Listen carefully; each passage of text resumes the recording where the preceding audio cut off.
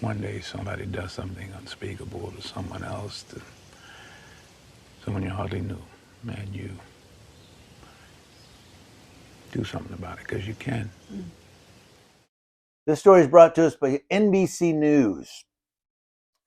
Going to Florida, and this one, I've seen a couple of people already cover this one on YouTube. I'm going to cover it here. On May 19th of last year, outside a Super 8 hotel in Florida, Virgilio Aguilar Mendez held his cell phone as a sheriff's officer pulled up and ordered him to stop. Now, the officer said he wanted to know why Aguilar didn't stop when he first made the command. The 18-year-old farm worker from Guatemala apologized, gestured to his hotel, and said, "Eating, tienda," which means store, and drink. He appeared confused. So basically, he said, "I left the store, I'm eating, drink," broken English. The officer, Sergeant Michael Kunovich, wanted to know if Aguilar had any weapons and ordered him to turn around, the video shows. Now, again, here's one where the cop pulls up. This guy's walking down the street. "Hey, why didn't you stop when I ordered you to?" "Because I'm just walking." Does the name Elijah McClain ring a bell? We go on. He grabbed Aguilar's arm and tried to pat down his shorts pockets. Aguilar doesn't speak English, tried to pull away. An intense struggle followed as Kunovich and later two more sheriff's officers tried to handcuff Aguilar. Much of the stop and arrest took place outside of St. Augustine and was captured by officer body cameras.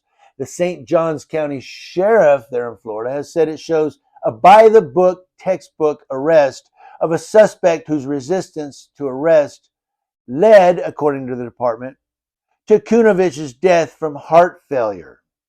The office wants Aguilar held accountable for Kunovich's death, which occurred minutes after the arrest. So the cop, he arrests this guy, he goes over, he has a heart attack, he dies, and now they want this guy charged with homicide. My question is, did the cop have probable cause to walk up, start patting him down, and handcuff him? Inquiring minds want to know.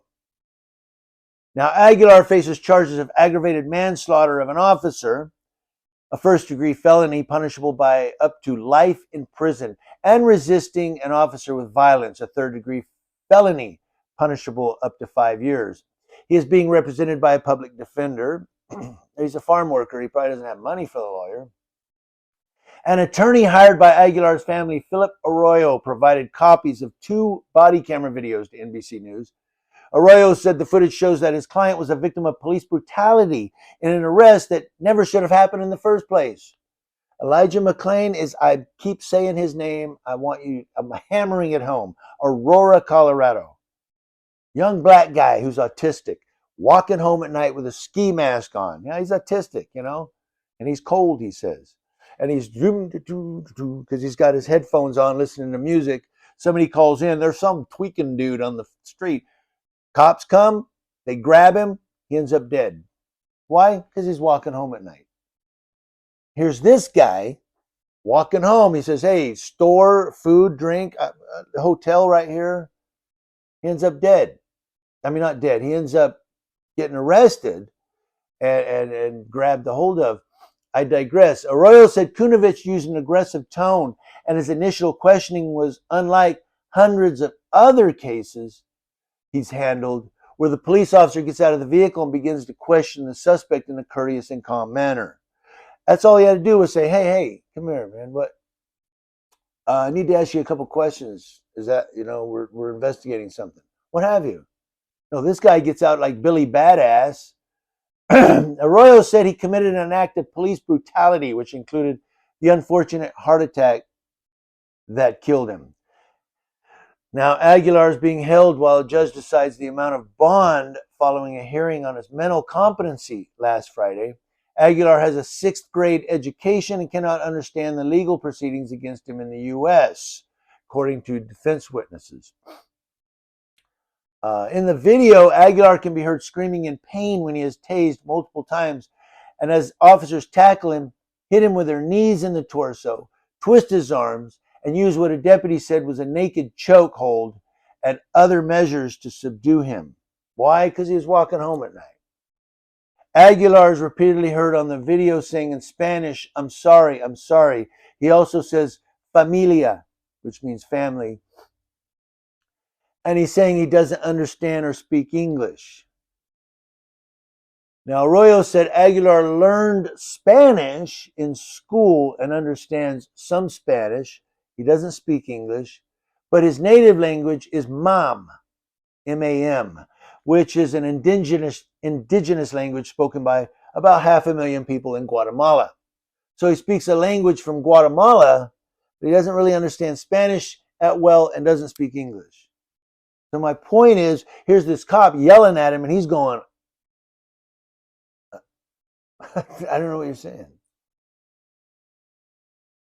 Arroyo, that's the attorney, said this is clearly a violation of a Fourth Amendment right to be free from unreasonable search and seizure, and it's also a case of police brutality. And it goes down from there. This is a rather very lengthy story, but I'll just give you the gist of what I read. They're saying that they found a pocket knife he had in his hand when they were trying to arrest him. He was carrying a pocket knife, para sandia, they say. It was cut, that's for watermelon, cutting watermelon.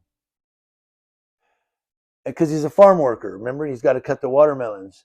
Now they're saying that he could have used the pocket knife on the cop. He's contesting he was going to throw it away because he didn't want them to see, he didn't want a weapon on him if he's getting grabbed by the cops. They're also saying there was somebody, and I forget who it was, somebody had contact with this police officer earlier. I think it was one of the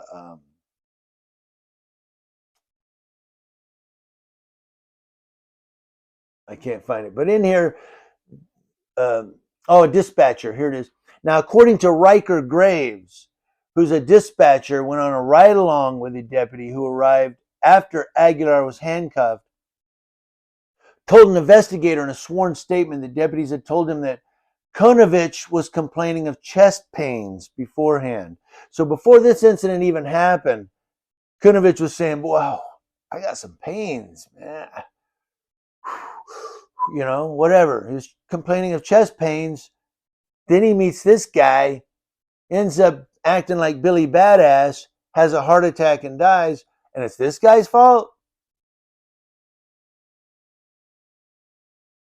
But it all comes back to, did they really have a reason to stop this guy? You're going to obey me or I'm going to kick your ass. That's some cop's mentality. And in this one, it resulted in some old cop too much strain. Maybe he should have found another job, like sitting on the porch and listening to baseball games.